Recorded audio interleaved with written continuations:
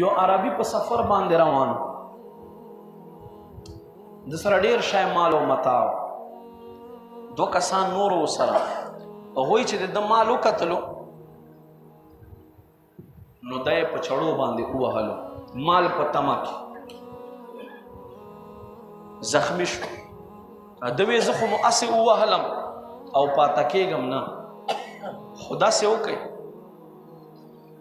د ایوې جملې کې ما څه وصیت کړی د کور والو دپاره دا زما کور والو ته ورکړئ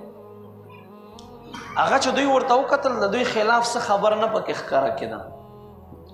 خو داسې فصاحت او بلاغت سره هغه یوه کرښه یوه جمله لیکلې وه چې دوی لږ د ډېر سامان وروړو کور ته او هغه کاغذ پرچه یې ورکړله چې دی مړ کېدو موږ ته دا شی راکړو د ده یوه لور وه هغه هم د ده په شان په عربۍ کې انتهایی فصاحت او بلاغت لرلو هغې چې هغه جمله ووې نو هغه ټکو باندې دی پوه شوه وی زما پلار دې کسانو وجلی دی زما پلار دې کسانو وجلی دی داسې یوه جمله یې لیکلې وه نو کسان چې ګیر شول تفتیش و هغې نه بعد ووهلی شو بیا اقرار وکړو چې واقعي مونږ وجلی دی یعنی په عربو کې داسې فصحا بلغا موجود و خو چا هم د قرآن په مثل باندې څه پیش نه کړل